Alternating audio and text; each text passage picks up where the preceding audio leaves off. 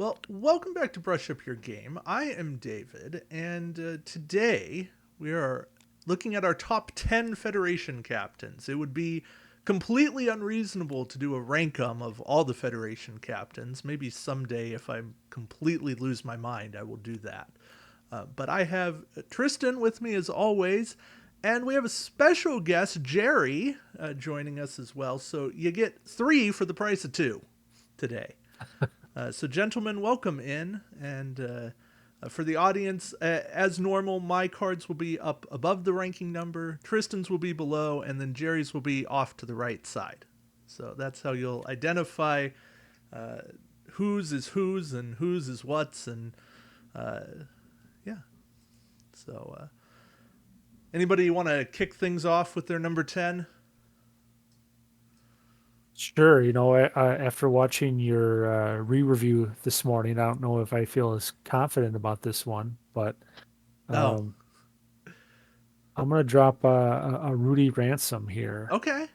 Okay. He's no nothing super special, but 2 points, four skill. I wish he had elite talent, but I always wish captains would have one. But I mean, plus two defense dice to have an evade token. He's often at the core of a lot of uber defensive Fed builds, especially putting him on the Sutherland. You see that quite a bit. He pairs nicely with Valeris, but Valeris is really hard to get. So I like the idea of putting him with Commander instead. So, I mean, nothing fancy, but for a couple Hmm. points, if you want to add some defense to your ship, I think he's a solid choice. I hadn't considered the commander combo. That's a nice one. Well, that's really good. I hadn't even thought of that either. Yeah. All right. So I guess I'll pull my card out next. Okay, sure. All right. So with the recent releases of both the Klingons and Romulans, we've got cloaking running around everywhere. Mm. So he's a good captain. The reason why he's so low is mainly captain skill, but it's very important his ability. So this is data from the 2017 starter set, Federation vs. Klingon. This is target a cloaked opposing ship and remove the ship's cloak token, range 1 to 2. Just helpful defense, especially if you've got that pesky Romulan running around with that Romulan cloaking device just doing circles around you. You could reach out as long as they're within range 1 to 2 and pull that cloak token out from beneath them. That's really it. I like it. All right. My number 10 is Clark Terrell. And I know he's going to show up on somebody's list later. But yeah, for 1 point, and you typically can't ask much for a 1 point card, but any friendly ships within range 1 of your ship gain an extra defense die. He's great in swarm builds. And swarm builds are becoming more prevalent, and the Federation got a couple of swarm ships here with recent releases. And Clark Terrell has moved back up. I think I always kind of liked him as a nice cheap captain, but now he's not just, oh, I've got a point, I'll throw a captain on here. He's a legitimate contender for me. Mhm. Yeah, I agree with that. So, I like him. yeah, Clark Terrell, good captain these days. All right, I'll move on here. Pretty much the same thing here. See, there we It's kind of go. funny. I had both Clark Terrell and I had Data in my Romulan War Fed build, and they both did really nice. I mean, for 1 point, some extra defense die. His ability doesn't tie up your action. I like putting him on the Tiananmen, uh, loaded up with a detection grid, so you can use that scan as your action, and now you're giving your fleet some bonus defense dice. You're taking away your opponent's defense dice, Mm. and he's on a really cheap ship, so it kind of gives your opponent a dilemma. Do you take out the supporting ship or do you go for the bigger ones? He's got a lot of versatility. I like him a lot. I I like that love idea. That's a good one. I, I love the combo with the detection grid. That's awesome. Good combo. So my number 9 is probably a captain that doesn't get played very often, but he's one of my favorites to play, and that is Will Decker. Ooh, Uh, throwback there. I like it. Nice. Throwback. The reason why I like to play with Mr. Decker here is you get to destroy a shield and then add a crit result to your attack roll. Um, back in the day, there wasn't really many mechanisms to get shields back. Not really the case anymore. We've got ships that bring shields. We've got crew that bring shields back. So people like to run like the Klingon version of Kang that can add a crit to your dice roll, but you have to discard him. Full Decker does that for getting rid of a shield, and then you can bring back later. Yeah, nice. I remember It'd back be in a nice- the day, it was like Decker on the Equinox was a pretty popular option. Oh yeah, yep. Sure. Yeah. No, I like Decker. He saw some good play. For me, my number 9 is Hathaway Riker, underdog Riker, and probably low. Well, I know definitely lower than you gentlemen have him, but yeah, I like him. He becomes a little pricey for 4 points, but the ability to gain an extra attack die when you shoot at a ship with a larger hull value, extra defense die when you defend against a ship with a larger hull value than your ship. You figure if you put him on a hull 4 or 5 ship, that's typically going to go off, but not always. You could go up against a swarm build, and then he's potentially useless. I like what he brings, but there is a little bit of risk with him, and that's why he just moved down on the list for me. He's definitely a risk reward kind of guy, which probably fits with Riker. So I do like pairing Rebellion with him. That's because you're already getting that requires the same kind of trigger. You have to be shot at with a ship with a larger hull value, and then you make them roll less attack dice, and then you get to shoot back at them. So Riker's triggering all of that again, and it's kind of a win more idea. Yeah, that's good too. all right. Well, I got a captain here that I think doesn't see enough play, but I think probably should. I got Jadzia Dax from the To Boldly Go pack. I mean, it's a free maneuver. Who doesn't like that? Secondary ability. It's kind of nifty, but unfortunately, most of the Klingon elite talents I'd like to put on here, like Fight with Honor, Eye for an Eye, you can't do it. But I think she would pair really nicely with the new Romulan helmsman from the Alliance 3 pack. You get 2 maneuvers during the activation phase. You can choose how they trigger off one another to set up your positioning. I just think there's some real possibility there, and I would like to see her get some more play. I have a feeling you're not the only one in that boat. She's really good. Having just recently played the Talon, that ability can be a big game changer, and she does not give you the full extent of the IRW Talon, but she gives you part of it, and maybe the most useful part of it with the 1 banks. It's not everything, but it's a decent amount of it. I like it. I do as well. All right. Let me grab my card here, and I will go ahead and complete the hat trick. And I'll bring out Clark Terrell. And mainly the reason why I have him so high on the list is exactly what David and Tristan have already said. He's your basic quintessential support captain. At least when I build, my Federation fleets typically have a support ship, and it's either going to be Danatra or Clark Terrell. Yeah. Okay. I liked having both back in the day. Yeah, dude. Because it was like, there too. I'm gonna fly everybody close together and get bonus attack and bonus defense dice. Mm-hmm. All right. Well, my number 8 is our there we first perfect alignment, Nice. And Jadzia Dax. I think it's everything I said or everything that Tristan said, and that I said while Tristan was talking. But it's, she does great things. The top part of her ability is only going to get better as we get more Klingon elite talents. Yeah, for sure. That being said, I think there are still some good talents out there for her to utilize. they're not the amazing ones. They're not the best of the Klingon talents, but they're interesting ones at least. Well, Plus, you can and she always. can field DNA encoded message, so it gives you some flexibility Yeah, I there. was just gonna say that. I'm 95% sure she can run DNA, and then you got three Yep. choices. So Yeah. Yep.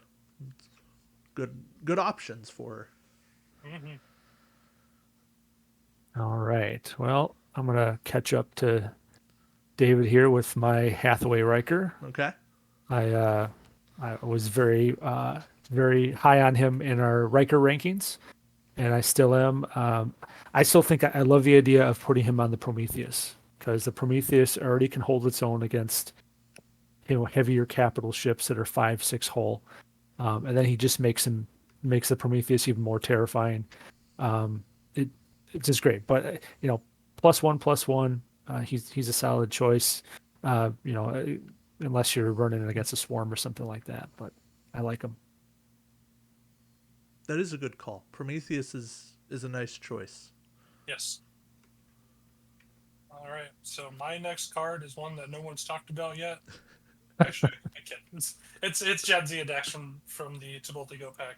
For again, all the same reasons that were already shared. Mainly, it's the movement for me.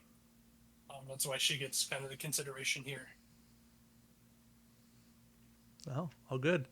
My number 7 is perhaps too low, but I will say this is my lower of the Picards, and it's 2017 starter Picard, the action 2-time tokens, and give everybody Battle Station.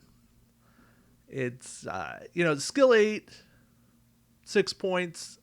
Would have loved skill 9, but the double talent slot is a great bonus, especially as cheaper talents are coming out or have come out with Alliance and with Ships of the Line. Calculating on him is not the best use of calculating, but it can certainly be the switch you need, and it's 1 point. And the battle station tokens going all over the place. It helps, especially if you're playing in a mixed environment. Getting battle station tokens over to Klingon and Romulan ships is never a bad gameplay decision. I have a feeling he will show up some more. I do as well. Yeah. Yeah, I mean, there's lots of pairings you can do with him. No, for sure. Yeah, he's very versatile. My number 6 here, I'm gonna drop a Mr. Spock. Who doesn't like free actions? I mean, the scan's nice, especially now you get lots of scan shenanigans with the Vulcans. Even a lot of Fed options there. But I mean, the main reason you take him is the target lock. I mean, he's going to set up a 1-turn photon torpedo barrage for you, and I mean, he's just really nice that way. Great option if you want to run torpedoes. Yes. Yep. It would only be nice to see an updated version of this card that was dual factioned with Vulcan. I agree, or to have some sort of WizKids ruling or something that says Mr. Spock and Savik and I think T'Pol also should be a dual Fed Vulcan faction. She's kind of the opposite, but anyway. Yeah. All right. So my number 6 is a card from the latest Federation pack. Oh, okay. It is Theoderic Patterson. And the reason why I picked him is, again, just like Tristan alluded to, scan shenanigans. Scans are all over the place now, thanks to some of these more recent releases. And Patterson, I've actually seen him get played fairly well in a build over on the Fremont side of things. I mean, with a scan, if you have a scan token, you get your roll +1 defense dice, and then re-roll up to 2 blanks, which on a Federation ship that's rolling not very many defense dice, that could be huge. So I like him for the passive, here's 1 defense dice, go ahead and re-roll 2 blanks. Yeah, I just can't pick him because I wouldn't be able to pronounce his name correctly. So I got to keep him off my list. That's where you go with Took me a while. Mr. Patterson. Mr. Patterson, Captain Patterson. Captain T. Patterson. It's the tricks you go for when you don't know any better. And Well, practice on the side. my number 6 is kind of in a similar vein. I went with the captain version of an admiral from Ships of the Line. I went with Elena Nechayev. And, no scan shenanigans here. But being able to re-roll all your blanks when you attack, I think helps a lot of Federation ships because they have a battle station token. Getting a little bonus attack die against Dominion or Borg ships, situational. Never going to be the primary reason you run her, unless you're playing in a mission where you know you're up against a Dominion or a Borg ship. But I like what she brings to the table. I like having passive rerolls that can help you if you're firing secondary weapons that require spending the target lock. Now you still have that reroll built in.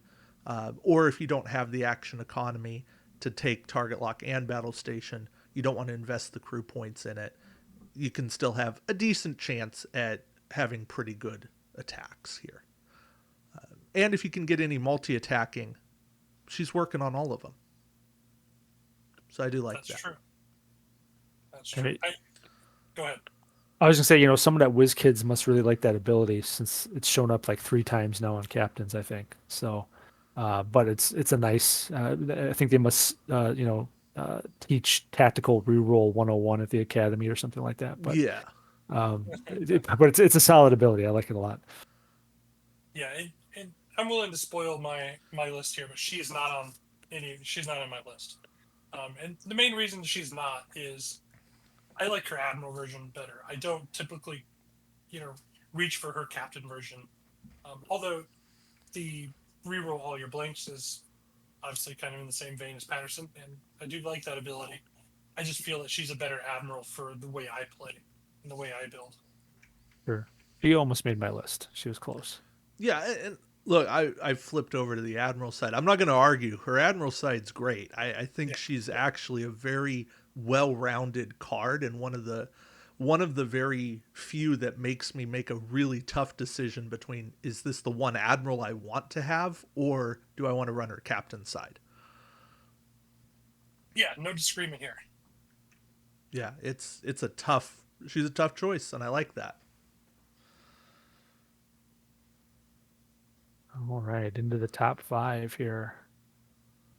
I'm going to drop Worf here at 5. I mean, no question that the ability is solid. You're never going to have a bad roll if you have a battle station token in Worf because you're going to convert something. Yeah. He works excellent on the Sao Paulo, but I think that's also his limitation is he's geared towards one specific ship. And he's kind of a one-trick pony as a result. You can use Battle Hardened with him, but that's 4 points.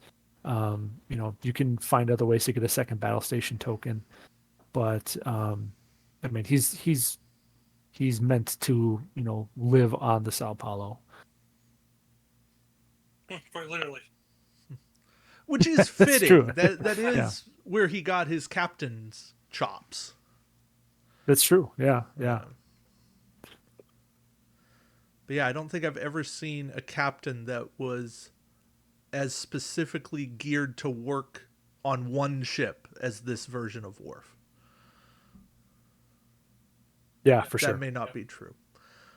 Janeway on the Enterprise. To go on to Tiny Prize might be one. She works excellent on that too. Yeah. Yeah. I like that combo. Yeah. Janeway and Cisco on the Tiny Prize. With full power phaser barrage. All right, so my number 5 card is another Nice. old one, and he is more known for his admiral version. The only reason he's up so high on my list is, again, it's his ability to give ships that don't have that one movement, the one turn, the one bank, the one straight. So things like the Galaxy class, which I try to really make work in games to try and get their... Really, they drive like a tank, and I need them to turn. I typically either turn to using Forrest as the captain, or having him as an admiral somewhere. Both for the same reasons, just because his admiral side is still the same as his captain side. Yeah. Yeah, I have been seeing a lot of Admiral Forrest. I don't know that I've ever seen anyone run the captain side of him, but you're right. It works if you know that you need that one ship to make the extra one move. Yeah. Yep. I use him if I'm not trying to fly the galaxy backwards. He's the captain I'm going to reach for. All right. My number 5 is Solok, and I can already hear the comment, David. He's a Vulcan captain. No, he is dual faction. It's all good. But yeah, it's just being able to have a low enough captain skill that he can get the scan shenanigan and then trigger either a sensor echo or, trigger a sensor echo. Yeah, it's limited to a one straight, but he can potentially put his ship in a position to bump and mess up that ship's action economy, or he can try to get out of dodge, get out of the firing solution. He's tricky, but I think he is a captain where you actually want to do anything you can to reduce his skill so that he has even more options to jump for other captains to jump over the top of him. But I like the little trick to be able to look at another ship's maneuver dial and do something immediately because of that. And you put him on a Fed ship. Fed ships still want to scan. There's times for it.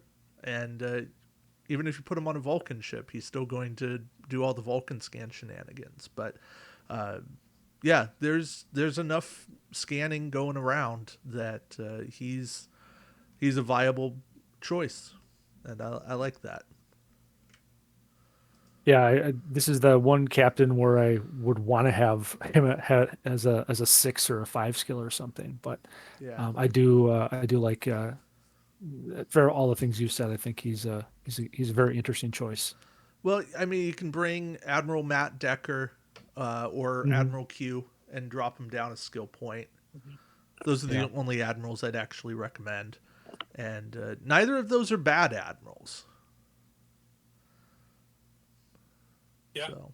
Or you could, if you have comm station somewhere out there in your fleet, flip him. Oh yeah, that's a good point.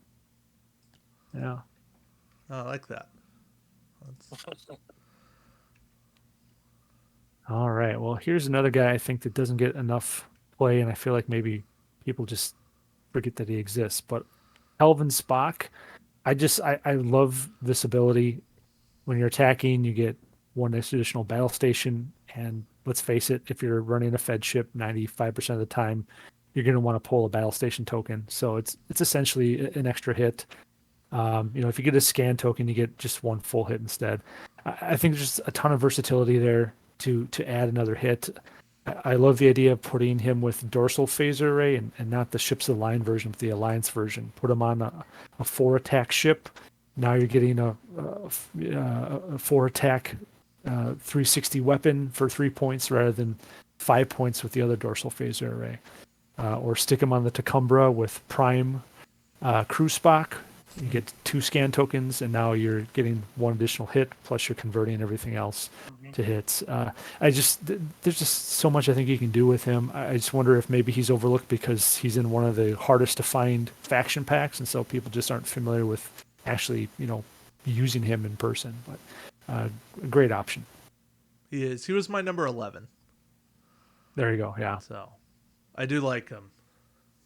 Yeah, I typically don't reach for him, but I do like the Mr. Spock combo. I can go with that. Yeah, it's a fun one. All right. So number 4 for me is one we made. There you go. It's Hathaway Riker. Yeah. Again, for some of the reasons that have already been spoken for him, The reason why I picked him though is I don't typically play pure, so if I'm running, say, a Gorn ship or maybe a double Gorn fleet, I'll have Carr on one, and then I'll have Riker on the other. And typically Riker, especially when you're running like Disruptor Bombardment, he's gonna get his +1 against all those bigger ships. Mm. And then you add in all the other Gorn upgrades that go on the Raider. +1 defense dice from Gorn sensors, it's enhanced durability.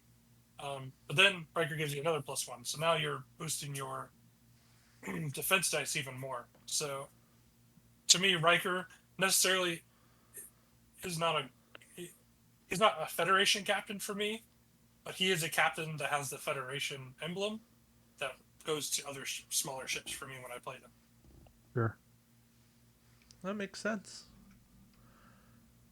Well, I've kind of got a wild card in my number 4 slot, George Sanders. And after a friendly Federation ship is hit, you can perform a 1 straight or bank maneuver. And if you have the Federation prototype, you can do the 1 turn. So this was my Admiral Maxwell Forrest replacement, because I did consider Forrest. But I like Sanders a touch more solely because you don't have to use the action. You do have to have a friendly Federation ship in your fleet. They do have to be hit, take damage in some way. But I think there's enough good options for repairing and performing that you get good maneuverability out of Sanders. And I like the trigger. I don't mind taking a damage, and I think it's going to happen enough. I think we all have to be realistic that damage is part of this game. You can't avoid all of it all the time. And if you have a good trigger like this, I think you're going to at least be able to either get your ship out of harm's way or put yourself in a better position to take a really good shot. Yeah. You could Decker yourself. Or you could... That's a good point. Yeah. Is deckering yourself considered being hit? Well, you take the damage card. That's good. Yeah. Good question. What does it mean to be hit? What's the definition of hit? If we go back to the young childhood of probably all of us, it's stop hitting yourself. Right? Where you grab a sibling's arm and hit him in the face. Stop hitting yourself. That's the essential part of Decker. Mm-hmm. I know Decker triggers the Kelvin Amar. Yeah. I think that Amar says takes. I think that one though says when it says you take damage though. Yeah. Yeah. Thanks, Jerry. Now I got to go read a rule book. What does it mean to be hit? Anyway, regardless of if Decker works or not, Sanders is still a pretty good captain in my book. Yeah, I like he's kind of a trio of captains now that are 3/7s. You have him and Mirak from Live Long and Prosper, and then there's one in the Romulan one too, I think. Laris? Yeah, Laris is a 4/7, but who's the guy who took over the Prometheus? He's actually like the really good. I think he's a 3/7. Reklar? Yeah, Ricard. Yeah, I think he's 3/7 too. But it's nice to see that kind of cost to benefit ratio there. Yeah, the new version of Ricard is 3. Yeah. Been running him underneath Garib. Yes. Yeah. Ooh. Yeah. For sure. Skill 7 for nothing with a talent slot. Yeah, that's nice. Anyway, not the purpose of today's video, but little bonus content for future the reference. Romulan for the Romulan lovers out there. Yeah. Top 10 cards to put under Garib. Ooh. To be real, I don't know, that'd be a short list. Pretty much. I'm not But sure you anyway. could get 10, but Yeah, exactly. There's only one option. But all right, moving into three here. I got Jean-Luc Picard. I like this one because I run him in my Katinga Swarm build, or if you're going to run him in Burrell, anywhere where you can't natively get a battle station token, yeah. he's great. He's nice because the similar cards that give you, the benefit to other ships, not your own, Gul Taran or Denatra or even Kira Nerys. Picard actually also gives you that same benefit, which is a plus. Put him with Ezri. You're going to do it every turn. Maybe he's a little overpriced. I probably don't need a second elite talent slot, but I'll take it because he's really good when you're running a big formation. Yeah. Yeah, he's definitely. You're right. He's definitely good for the swarm builds. That is for sure. So my number 3 is the Worf from Jabal to Go, and the reason why he's so high on my list versus the other Worf out on this list is mainly in my eyes he is the Federation version of the Worf that we got from the 2017 starter pack, the cloaking crew version. You pair him with, again, the Stop Hollow, Fed Torpedoes, all these other things. If you pair him with Fed Torpedoes, that completely completes the Worf, the cloaking Worf thing, just minus the cloaking. Yeah. But yeah, absolutely made for the Sao Paulo. I've seen a lot of people running the Sao Paulo. Phaser cannons are everywhere. Worf is a really good captain for being skill 6. He is. Yeah. My number 3 is Animated Kirk. And just the ability to get a token, a scan or a battle station token, and then a crew action. It's a 2-for-1, and it's kind of what not to like here. Skill 8, 5 points, gives you a talent slot. There's just so much good there. He's a combo enabler, and that's all I can ever ask for out of a captain is let me do more out of my ship. So I know he's higher on at least one other person's list, so I'm going to leave it for other people to talk about. Well, as long as we're gonna go there, I mean, yeah, he's. I mean, in some ways, he's emulating the the card that I imagine will be at number 1 for everybody. But I mean, yeah, battle station. That's what you want. That the scan can work sometimes too, but you're getting action economy, and there are some really great Federation crew. I mean, it doesn't have to be limited to that, but you see him a lot with Sulu. That's a great combo. I like the idea of pairing him with Commander or Science Officer, or I mean, there's so many different ways you can mix it up, and can do it very well. Pair him with Mr. Spock, and is not a crew that has a action, but you can use that scan token and then have free up some other crew. So I also love the fact that he's the animated Kirk.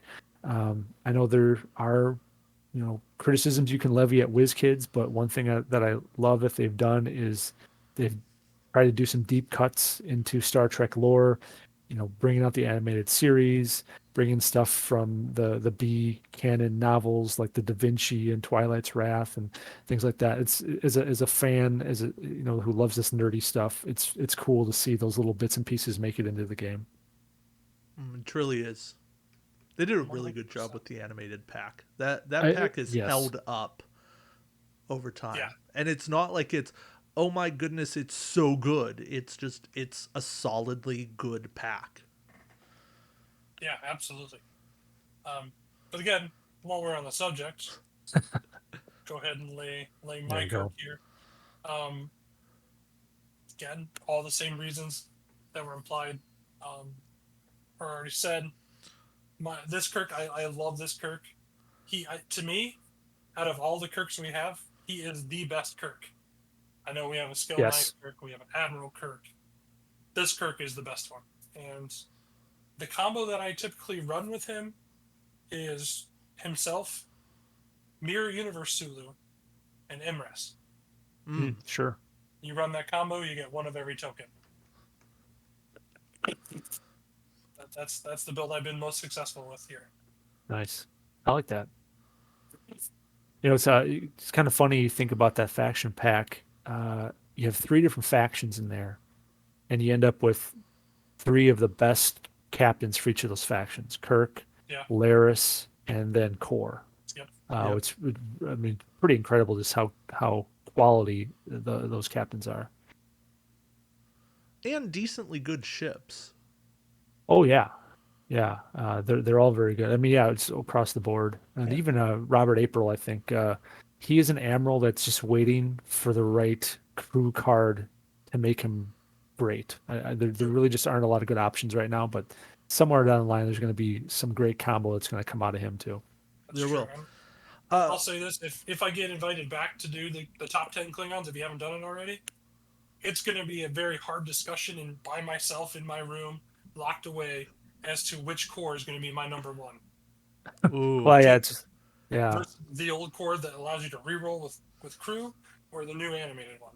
But that's for a different video. Well, I've suggested to David that we have to do a top 10 Klingons that aren't named Core, Kang, or Koloth, because otherwise it's just going to be all those guys at the top. But It's true.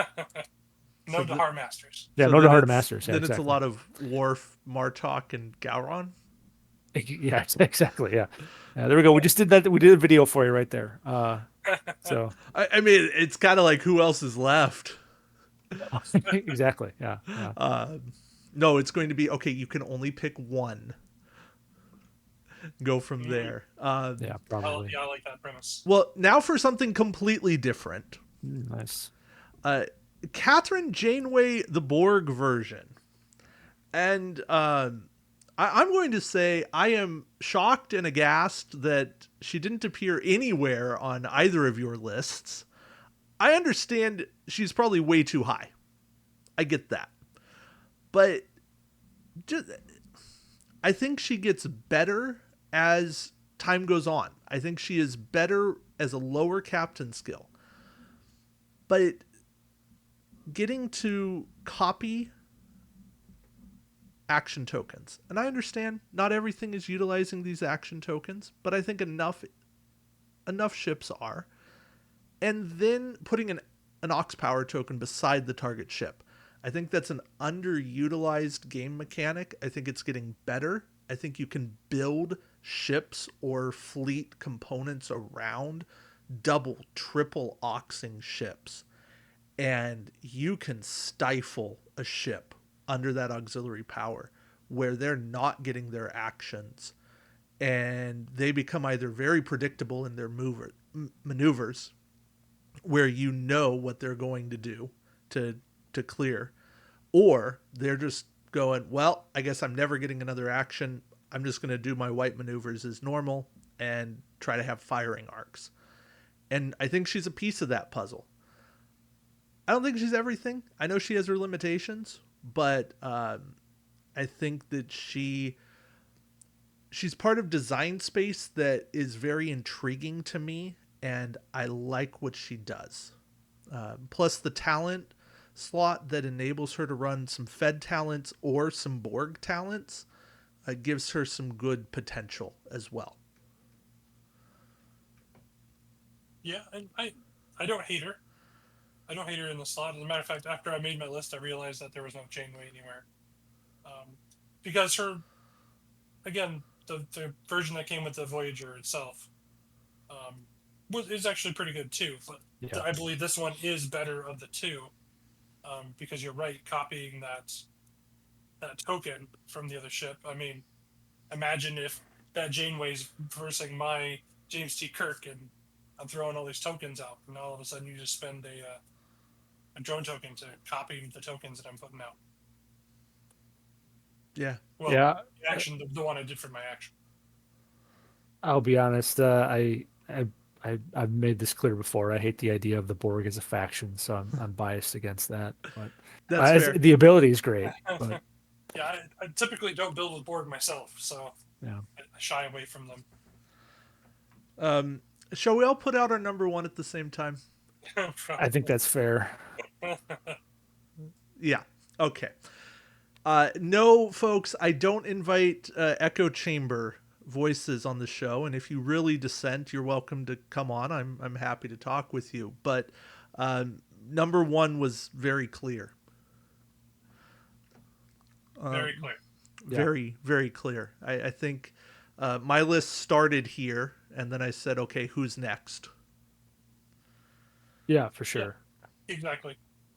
Yeah, I do think it speaks to, I mean, this card speaks to the design that was put into it way back in 2013, 2012, to still be number one after going through, what, 2 different development teams for Attack Wing now? To still be at the top. That's pretty good. No, keep talking. I'm looking something up here. Oh, Yeah, okay. I mean it's been what 10 years. I mean it's pretty incredible. You think how many games that go through evolution and change over a 10-year period. I'm just trying to think of some of the other games I'm familiar with. Star Trek CCG, Magic, anything like that. To think there's how many cards are still at the top after that period of time, and it's pretty amazing. And especially compared to everything else that was in that starter, which now most of it is pretty much unplayable, with a few exceptions. Just Yeah. the versatility that he offers to open up an extra action like that, Yeah. and the fact that you have, I mean, our top 2-3 card is basically a shadow of that. Mr. Spock is essentially kind of a shadow of that, offering a more limited option on that. Ducat, we've seen that ability copied so many times, but it's never quite as good as the original. No, The it's new not. the new Shinzon is Yeah, the new Shin. Yeah, exactly. is Yeah, a the mirror. new I Shinzo. mean, Yeah. thematically speaking, a mirror. Yes. But yeah, I mean, people who play this game, whether you're a newbie or you're a veteran, this is one of the top captains that they reach for, no matter what they do, Yeah. no matter how they build. The card gives you that action economy to make sure that you're okay in any situation. It is. To be fair, the original design for this card does come from X-Wing. It was Vader. Okay. Yeah, I never played X-Wing, so that's interesting, but it makes Yeah, me sense. neither. Yeah, so Vader had the same. Each round you may perform one of the following actions as a free action. And it was the same 3 to 4 actions. I guess scan worked a little differently, but whatever the basic actions in X-Wing are, it's been so many years since I've played. But yeah, now that was tied to one particular ship, and the fact that Picard can move around and around and around is what makes Picard so good. Yep. Yeah, it's whether it's Picard on Enterprise E or a Borg sphere, Picard is just that good of a captain. Very much. Yeah, I was kind of thinking, overall, my thoughts are this. I think there's roughly 25 Federation captains that are in a pretty good tier of playable, solid, good choices. And I think we've got a good smattering of them here. Yeah, I agree. Yeah, I think I don't know how many. I didn't actually count how many Federation captains there actually are in the game, but it's kind of thematic overall. There's a lot of Federation captains. Most of them are incompetent, emotionally damaged, or evil, and then there's some good ones at the top that we can all agree on. But yeah, I think I would it was really nice to see the kind of differences we have here. I figured the bottom half was going to be a bit of a wild card, and that's kind of neat. I think each of our lists kind of reflects a little bit of our play style, It and does. it's fun to see how we interpret what is a good captain. Yeah. For what it's worth, we have 18 unique captains here. There you go. And I think that's telling. I think if you show up, I, so like 5 years ago or so, really snobby, snooty David used to kind of have a couple of tier lists, and it was the cards that were really good. And if you showed up running those, I'm like, okay, I know what you're doing. Then there was the middle tier of cards where it's like, okay, now I'm intrigued. Why do you have this card? And then there were cards that were really bad that I'm like, huh, you don't know what you're doing. I've kind of gotten rid of that, except for there's still a few really bad cards. But yeah, I think with Federation captains, this was my only point. If you show up with any captain we've got on the table here, you know what you're doing. You've got a good choice. You've got a plan and a purpose for what's going on, and you can build your fleet around who you've brought here. Yeah, absolutely. And like Tristan said, I think it shows off our play styles and really the meta that we're engaged with. Because the meta is not the same everywhere. Um, Yeah. where in Fremont on the when we play online, we're starting to encounter a lot more cloaking and Romulus and Mhm. all these other shenanigans that are happening. That's why, before that faction pack came out, my number 10 card, while he's still a good card, probably wouldn't have been there. He probably would have been a different captain. But now with the prevalence of Romulans and cloaking and those shenanigans, I feel he's almost necessary.